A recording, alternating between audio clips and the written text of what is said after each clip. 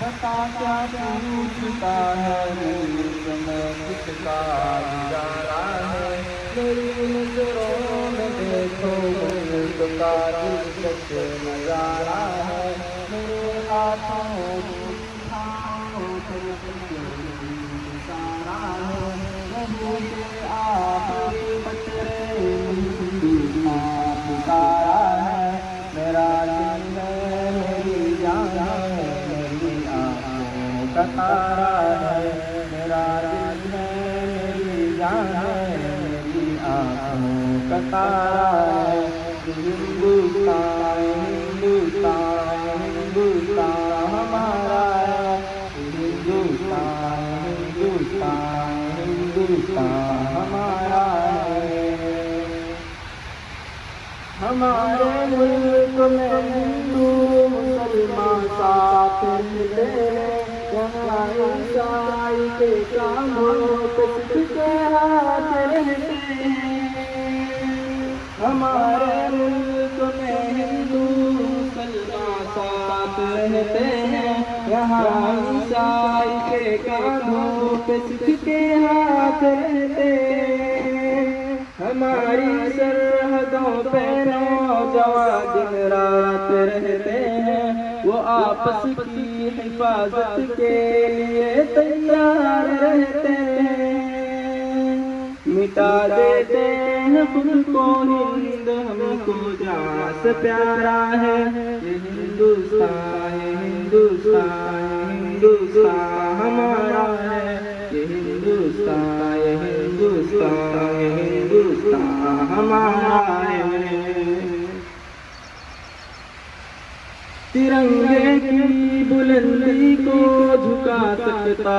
نہیں کوئی، امان اللہ میں دشمن مٹا سکتا نہیں کوئی، ترنگے کی بلندی کو جھکا سکتا نہیں کوئی، امان اللہ میں دشمن مٹا سکتا نہیں کوئی، جہاں پہ پاؤں رکھتے ہم ہٹا سکتا نہیں کوئی، ہمارے آج سر اپنا اٹھا سکتا نہیں کوئی،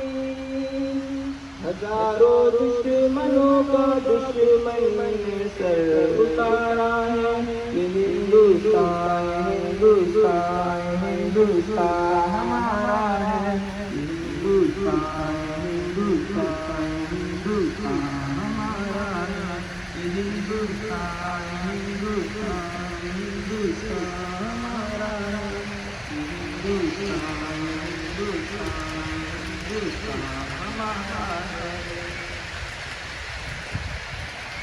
ہم کو سو بار سنوارا ہے ہم نے اس ملک کے گیسوئے گر، ہم کو یہ اہل جنوب بتلائیں گے کیا ہم نے دیا ہے عالم کو، دانشوران قوم، اساتذہ کرام اور طلبہ جامعہ ابوالحسن علی ندوی رحمہ اللہ، السلام علیکم ورحمۃ اللہ وبرکاتہ۔ آج 15 اگست ہے، ہندوستان کی تاریخ کا یہی وہ اہم اور یادگار دن ہے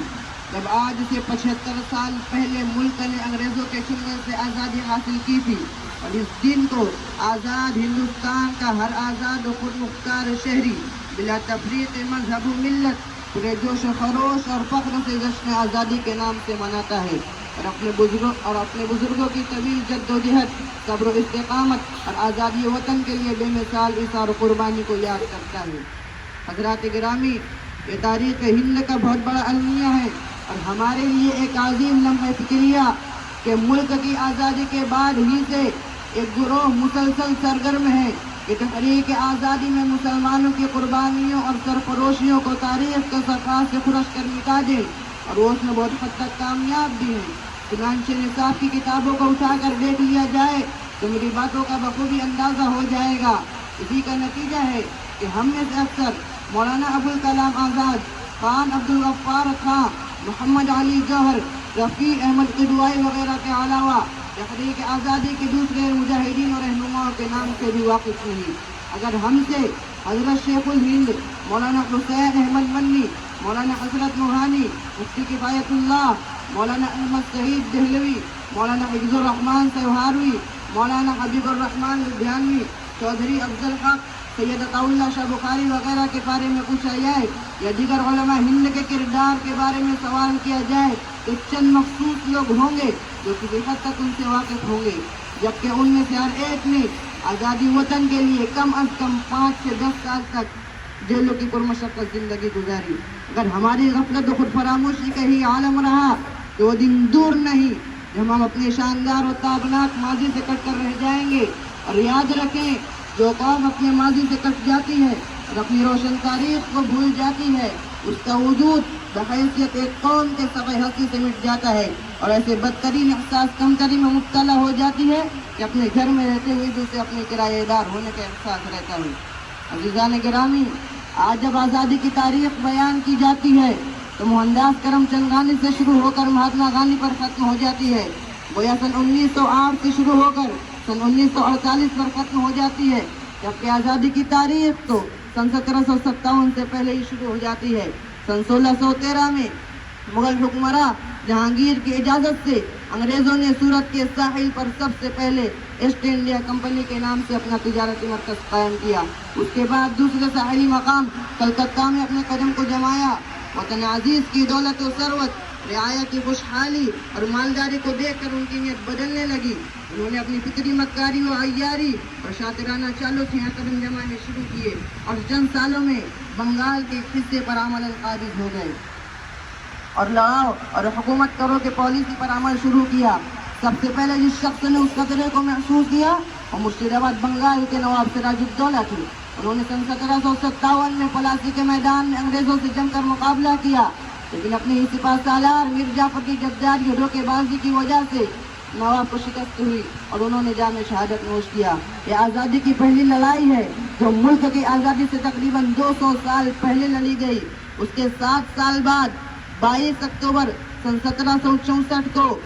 بکسر کے میدان میں نواب میر قاسم، نواب شجاع الدولہ، شاہ عالم کی فوجوں نے انگریزوں کا راستہ روکنا چاہا، لیکن اس مشترکہ فوج کو بھی شکست ہوئی۔ ادھر جنوبی ہند میں ٹیپو سلطان اور ان کے والد نواب حیدر علی نے انگریزوں کا جم کر مقابلہ کیا اور پیدر پہ کئی مقابلوں میں انگریزوں کو شکست دی۔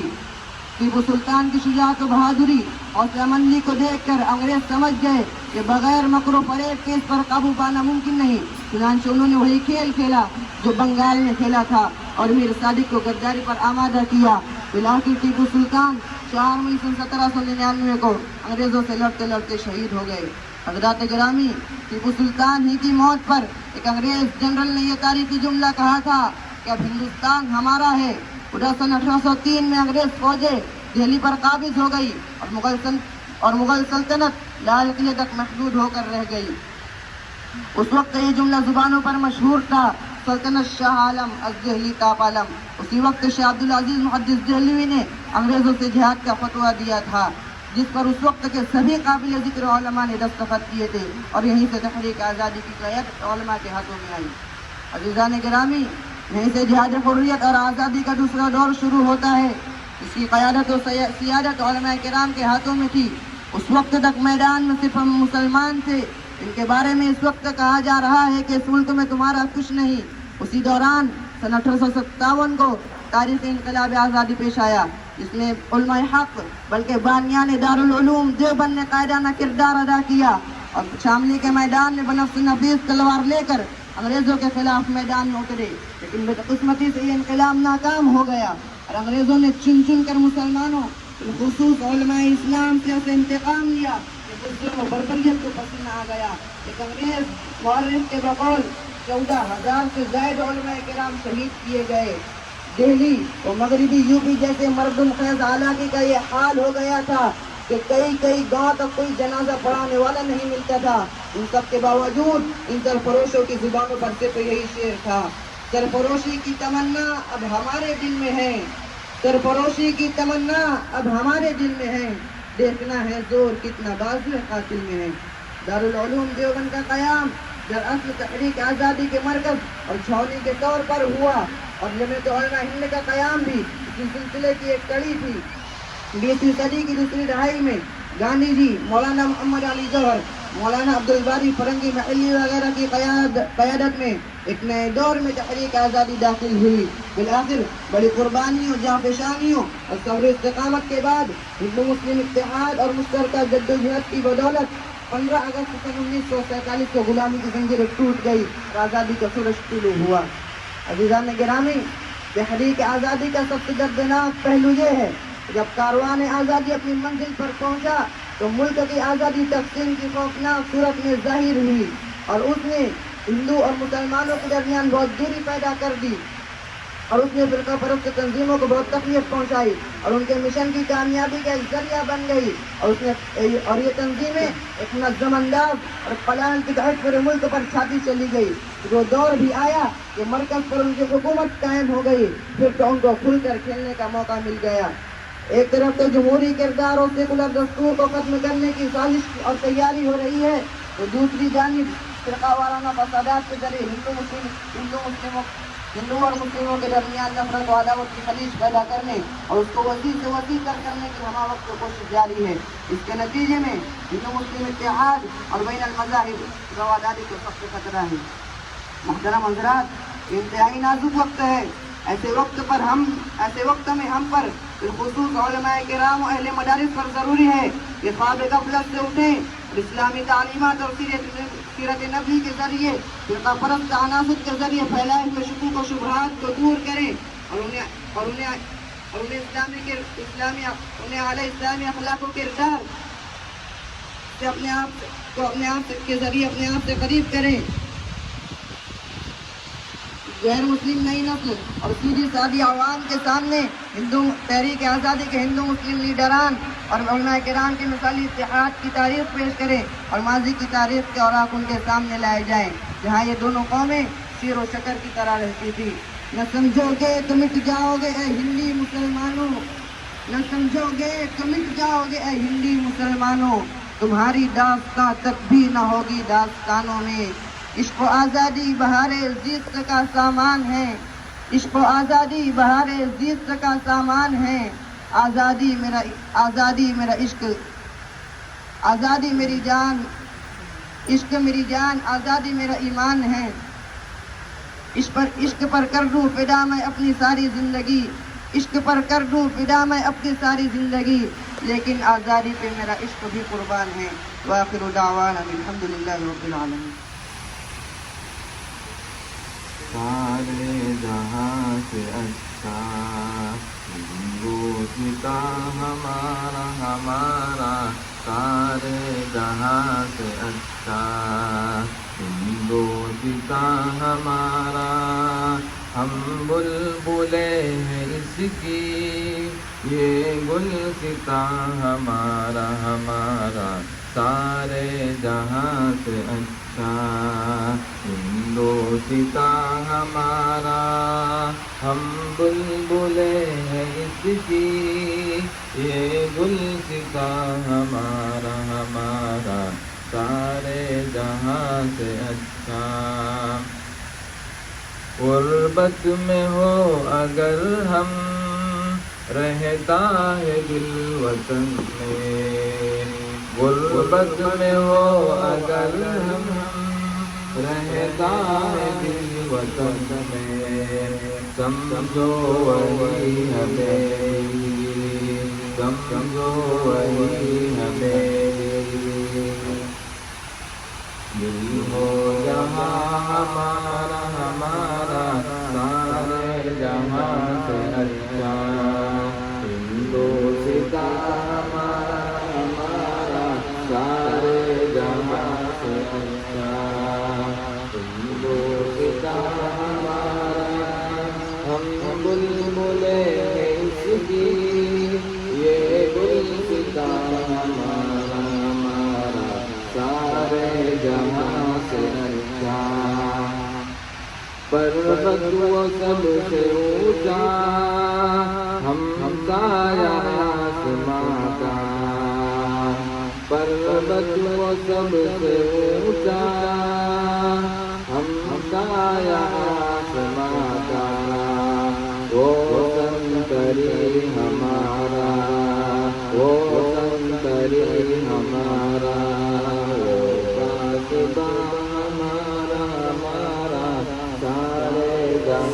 سے اچھا ہندوستاں ہمارا، ہم بلبل اس کی، یہ گلستاں ہمارا ہمارا سارے جہاں سے اچھا۔ گودی میں کھیلتی ہے اس کی ہزاروں نزلیاں، گودی میں کھیلتی ہے اس کی ہزاروں نزلیاں، گلشن ہے جن کے دم سے، گلشن ہے جن کے دم سے، رش کے بنا ہمارا ہمارا سارے جہاں سے اچھا ہندوستاں ہمارا، ہم بلبل اس کی، یہ گلستاں ہمارا ہمارا سارے جہاں سے اچھا ہندوستاں ہمارا، ہم بلبل اس کی، یہ گلستاں ہمارا۔ اے آبروئے گنگا وہ دن ہے یاد تجھ کو، اے آبروئے گنگا وہ دن ہے یاد تجھ کو، اترا تیرے کنارے، اترا تیرے کنارے، جب کارواں ہمارا ہمارا سارے جہاں سے اچھا ہندوستاں ہمارا سارے جہاں سے اچھا ہندوستاں ہمارا، ہم بلبل اس کی، یہ گلستاں ہمارا ہمارا سارے جہاں سے اچھا۔ مذہب نہیں سکھاتا آپس میں بیر رکھنا، مذہب نہیں سکھاتا آپس میں بیر رکھنا، ہندی ہے ہم، ہندی ہے ہم، ہندی ہے ہم وطن ہے، ہندی ہے ہم وطن ہے، ہندوستاں ہمارا ہمارا سارے جہاں سے اچھا ہندوستاں ہمارا، ہم بلبل اس کی، یہ گلستاں ہمارا ہمارا سارے جہاں سے اچھا ہندوستاں ہمارا، ہم بلبل اس کی، یہ گلستاں ہمارا۔ یونان مصر روما سب مٹ گئے جہاں سے، یونان مصر روما سب مٹ گئے جہاں سے، اب تک مگر ہے باقی، اب تک مگر ہے باقی، نام و نشان ہمارا ہمارا سارے جہاں سے اچھا ہندوستاں ہمارا، ہم بلبل اس کی، یہ گلستاں ہمارا ہمارا سارے جہاں سے اچھا۔ کچھ بات ہے کہ ہستی مٹتی نہیں ہماری، کچھ بات ہے کہ ہستی مٹتی نہیں ہماری، صدیوں رہا ہے دشمن، صدیوں رہا ہے دشمن، دورے زمان ہمارا ہمارا سارے جہاں سے اچھا ہندوستاں ہمارا، ہم بلبل اس کی، یہ گلستاں ہمارا۔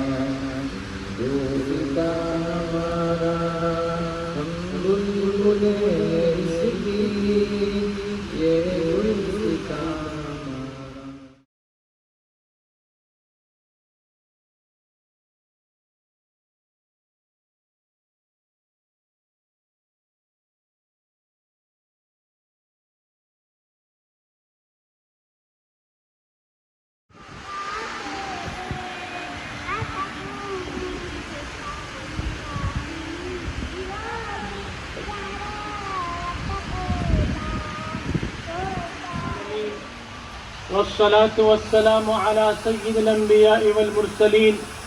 وعلى آله وأصحابه أجمعين أما بعد. حضرات اساتذہ کرام اور طلبہ عزیز، آج 15 اگست کے اس قومی تہوار کے دن ہم اور آپ جامعہ ابو الحسن علی ندوی رحمہ اللہ مالیگاؤں کے اس احاطے میں قومی تہوار کی اس تقریب کی مناسبت سے یکجا ہیں. ملک ہندوستان دنیا کا ایک عظیم ملک ہے اور اس ملک کی سرزمین سے ہمیں محبت ہے، اور کیوں نہ ہو کہ اللہ تبارک و تعالی نے ہمیں اسی مٹی سے پیدا کیا ہے اور اس ملک کو ہمارے لیے وطن بنایا ہے. اس ملک کے وسائل کو اللہ تبارک و تعالی نے ہمیں عطا فرمایا ہے تاکہ ہم اس کو استعمال کرتے ہوئے اور خدا کا شکر بجا لاتے ہوئے ایک آسودہ اور فارغ البال زندگی گزاریں اور اس سرزمین پر اللہ کے کلمے کو بلند کریں اور اس سرزمین پر رہنے والے بندگان خدا کو بھی امن کا، محبت کا، انسانیت کا اور اللہ کی اطاعت و فرما برداری کا سبق سنا سکے. اس اعتبار سے یہ ملک ہم سب کے لیے اللہ تبارک و تعالی کی ایک بڑی نعمت ہے اور اللہ تبارک و تعالی کا ایک بڑا انعام ہے. اس ملک کی بدقسمتی رہی کہ اس ملک پر تقریباً 150 سال تک انگریزوں نے حکومت کی اور اس کو غلام بنائے رکھا. یہ قصہ اس زمانے کا ہے کہ جب ایشیائی اور افریقی ممالک تقریباً سب کے سب برطانیہ، فرانس اور جرمنی کی غلامی کا شکار تھے، اور یہ ممالک برطانیہ، فرانس اور جرمنی انہوں نے دنیا کے مختلف ممالک میں اپنی کالونیاں آباد کر کے ان ممالک کو اپنا غلام بنایا. ان ممالک میں رہنے والے آزاد باشندوں کو اپنا غلام بنایا. بدقسمتی سے ہندوستان جیسا وسیع و عریض ملک بھی انگریزوں کی غلامی کے مظالم برداشت کرتا رہا اور تقریباً 150 سال تک کے یہ انگریز سامراج ہمارے اس ملک میں حکومت کرتے رہے، اور صرف حکومت ہی نہیں بلکہ یہاں ظلم و ستم کا پہاڑ بھی توڑتے رہے اور ملک کی دولت کو لوٹ کر اپنے وطن لے جاتے رہے. انگریزوں نے اس ملک پر جب قبضہ حاصل کیا تو اس ملک پر مغلیہ سلطنت کی حکمرانی تھی. کشمیر سے لے کے کنیا کماری تک اور ادھر پاکستان اور بنگلہ دیش، یہ سب کے سب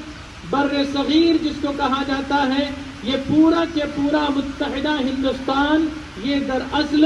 مغلیہ سلطنت کی حکمرانی میں تھا. اگرچہ کہ چھوٹی چھوٹی اور حکومتیں اس ملک کے اندر موجود تھی، لیکن اس ملک کو شمال سے جنوب اور مشرق سے مغرب تک جس حکومت اور سلطنت نے جوڑ رکھا تھا وہ مغلیہ سلطنت تھی. اس طرح ہم یہ کہہ سکتے ہیں کہ انگریزوں کی آمد سے پہلے ہندوستان یہ ایک مسلمان ملک تھا جہاں مسلمانوں کی حکومت تھی، اور انگریزوں نے اس ملک کو دراصل مسلمانوں سے ہی چھینا تھا. اور اس کا فطری نتیجہ یہ تھا کہ انگریزوں کے اس ملک پر قابض ہو جانے کے بعد ملک کو آزاد کرانے کا جوش و خروش اور ولولہ سب سے زیادہ مسلمانوں ہی کے اندر تھا، اس لیے کہ اس ملک کو انگریزوں نے ان کے ہاتھوں سے لیا تھا. اور یہ تاریخی حقیقت ہے کہ انگریزوں سے محاذ آرائی، انگریزوں سے مقابلہ آرائی ایک طویل عرصے تک کے مسلمان ہی کرتے رہے. موجودہ حکومت ہندوستان کی جدوجہد جدوجہد آزادی کی تاریخ کو جب بیان کرتی ہے تو 1857 سے اس کی شروعات کرتی ہے کہ 1857 میں ایک عظیم انقلاب برپا ہوا تھا اور انگریزوں کے مقابلے میں زبردست لڑائی لڑی گئی تھی، لیکن بدقسمتی سے اس میں ہندوستانیوں کو شکست ہوئی اور انگریزوں کا پنجہ اس ملک میں اور زیادہ مضبوط ہو گیا۔ لیکن تاریخی حقیقت یہ ہے کہ اس ملک کو آزاد کرانے کی جدوجہد کا آغاز 1857 سے نہیں بلکہ 1757 سے ہوتا ہے، یعنی اس سے بھی ایک صدی قبل، 100 سال پہلے سے مسلمان حکمراں انگریزوں سے محاذارائی کر رہے تھے اور مختلف میدانوں میں ان سے جنگیں کر رہے تھے اس ملک اور اس سرزمین کی حفاظت کے لیے۔ لہذا جدوجہد آزادی کی داستان کا آغاز 1857 سے نہیں بلکہ 1757 سے ہوتا ہے کہ سب سے پہلے بنگال کے نواب سراج الدولہ نے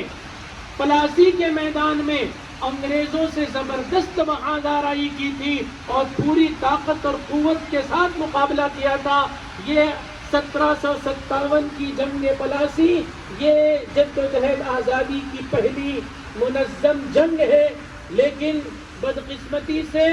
سراج الدولہ کو اپنے ہی وزیروں کی غداری اور مکاری کی وجہ سے شکست کا سامنا کرنا پڑا اور انگریزوں کے پنجے اس ملک میں اور زیادہ مضبوط ہو گئے۔ جنگ پلاسی کے بعد جنگ بکسر لڑی گئی، اس کے بعد آپ نے دیکھا کہ ابھی جامعہ ابو الحسن کے ایک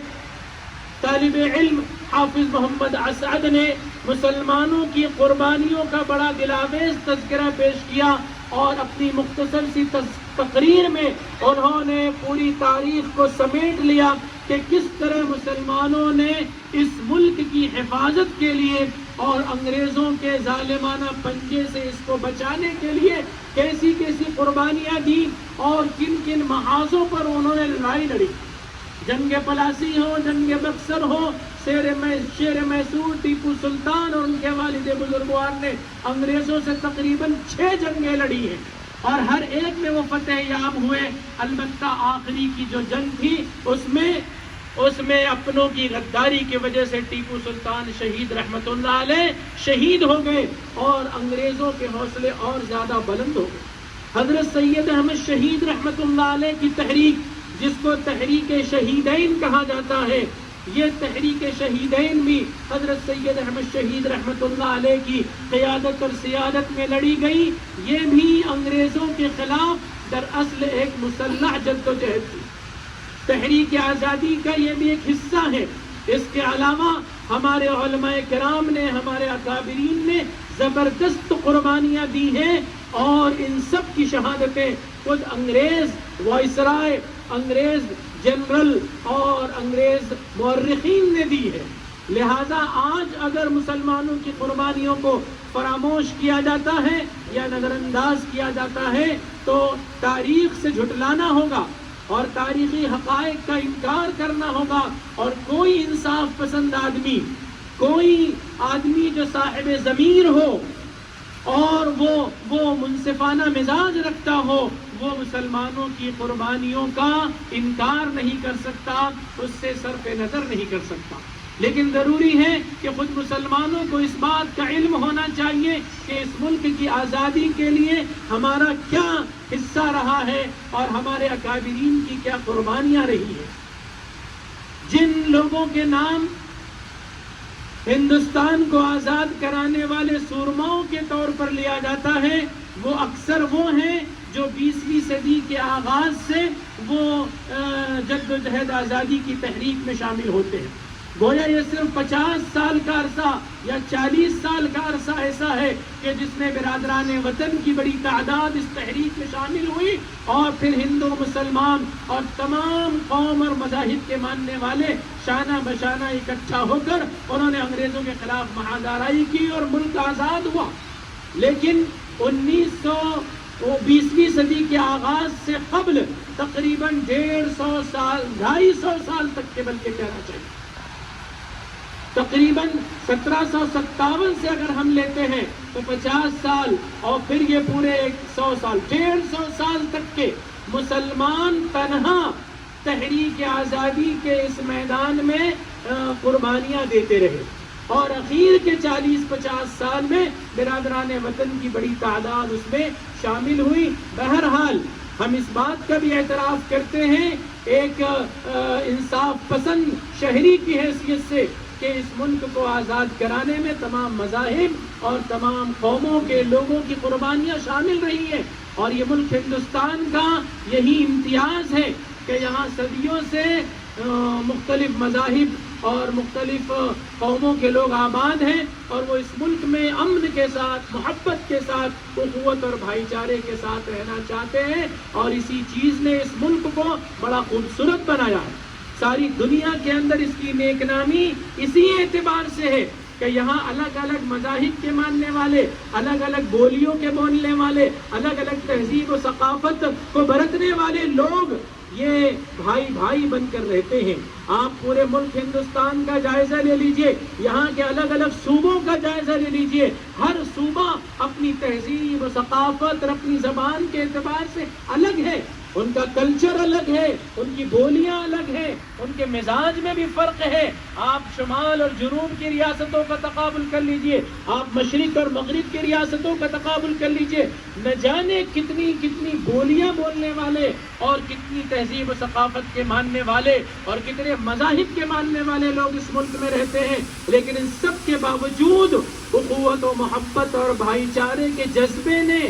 اور ملک کی سرزمین سے محبت کے جذبے نے سب کو آپس میں جوڑ رکھا ہے۔ وہ سب ایک ملک کے باشندے بن کر بھائی بھائی کی طرح اس ملک میں رہنا چاہتے ہیں۔ یہ چیز آپ کو دنیا کی کسی ملک میں نہیں ملے گی۔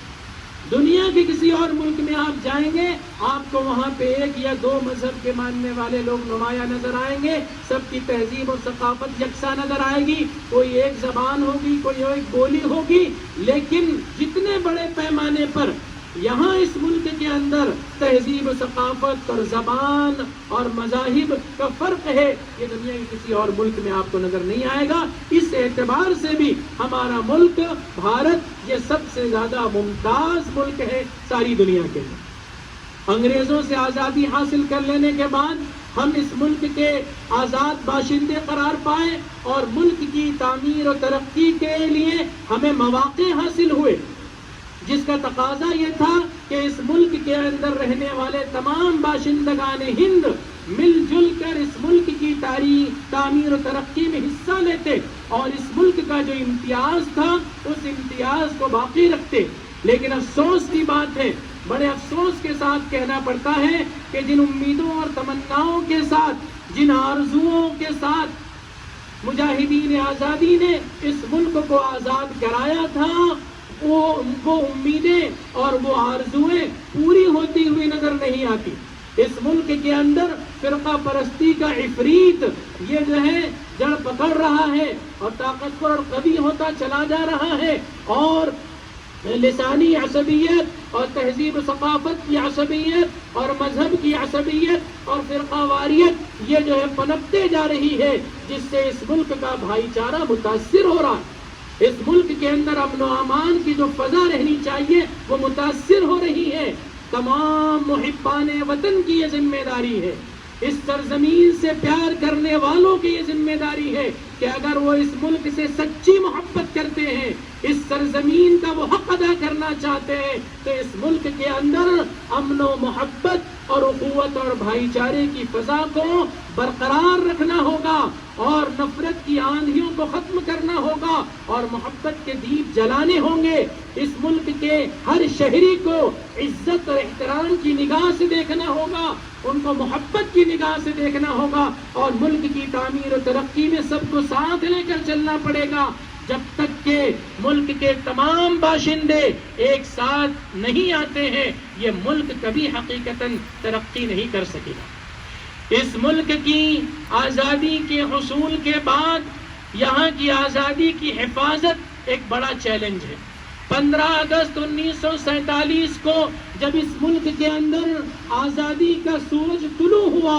تو اسی کے ساتھ لال قلعے کی فصیل سے مولانا ابوالکلام آزاد رحمت اللہ علیہ کا یہ تاریخی جملہ گونج اٹھا، جس میں آپ نے فرمایا کہ ملک ہندوستان کی آزادی کا حصول یقیناً بہت مشکل تھا، لیکن اس آزادی کی حفاظت اس سے کہیں زیادہ مشکل ہے۔ ہندوستان کی آزادی کا حصول بہت زیادہ مشکل تھا، لیکن اس سے کہیں زیادہ مشکل اس آزادی کی حفاظت ہے۔ یہ بات اپنی جگہ بالکل درست ہے کہ آزادی کا حصول بھی تو بہرحال سہل ہے، لیکن اس آزادی کو برقرار رکھنا یہ زیادہ مشکل ہے، اور آج اس چیلنج میں سوئے اتفاق سے ہم پورے نہیں اتر رہے ہیں۔ اور آج بھی ملک کے اندر رہنے والے مختلف باشندوں کو یا مختلف سماج اور قوم اور مذہب کے ماننے والوں کو یہ محسوس ہو رہا ہے کہ وہ اب بھی غلام ہے، انہیں یہ محسوس ہو رہا ہے کہ اب بھی وہ دوسرے درجے کے شہری بن کر زندگی گزارنے پر مجبور ہیں، انہیں یہ محسوس ہو رہا ہے کہ ہمارے ہی ملک کے رہنے والے ہم پر حکمرانی کرنا چاہتے ہیں اور ہم کو اسی طرح غلام بنانا چاہتے ہیں جس طرح انگریزوں نے ہندوستانیوں کو غلام بنایا تھا۔ اور مفکر اسلام حضرت مولانا سید ابو الحسن علی ندوی رحمت اللہ علیہ کے بقول غلامی کی یہ سب سے بدترین قسم ہے کہ ایک ملک کے رہنے والے باشندے اپنے ہی ملک کے رہنے والے دوسرے باشندوں کو غلام بنائیں، باہر کے آنے والے ہمیں غلام بنائیں، ایک ملک کے رہنے والوں کو دوسرے ملک کے لوگ آ کر غلام بنا لیں۔ یہ تو سمجھ میں آتا ہے کہ دنیا میں ایسا ہوتا ہی رہتا ہے، لیکن یہ بات سمجھ سے پرے ہے کہ ایک ملک کے رہنے والے اپنے ہی ملک کے رہنے والے بھائیوں کو غلام بنانے لگے، ان کو غلامی کی زندگی گزارنے پر مجبور کریں۔ یہ غلامی کی بدترین قسم ہے۔ اس غلامی سے ملک کو بچانا آج کا چیلنج ہے اور تقاضا ہے۔ اللہ تبارک و تعالیٰ اس ملک کی حفاظت فرمائے، اللہ تعالیٰ اس ملک کو تعمیر و ترقی کے بلندیوں تک پہنچائے، اور اللہ تعالیٰ اپنی نعمتوں سے اس ملک کو خوب خوب نوازے۔ ایک سچے محبان وطن کی حیثیت سے ہماری یہ بھی ذمہ داری ہے کہ اس ملک کے لیے ہم خیر کی دعائیں کرتے رہیں، اور یہاں کے باشندوں کے لیے، اپنے ہم وطنوں کے لیے بھی ہم اس دنیا کے اندر خیر کی دعائیں کرتے رہیں کہ اللہ کرے کہ ملک ہمیشہ ترقی کرتا رہے۔ وآخر دعوانا ان الحمد للہ رب العالمین۔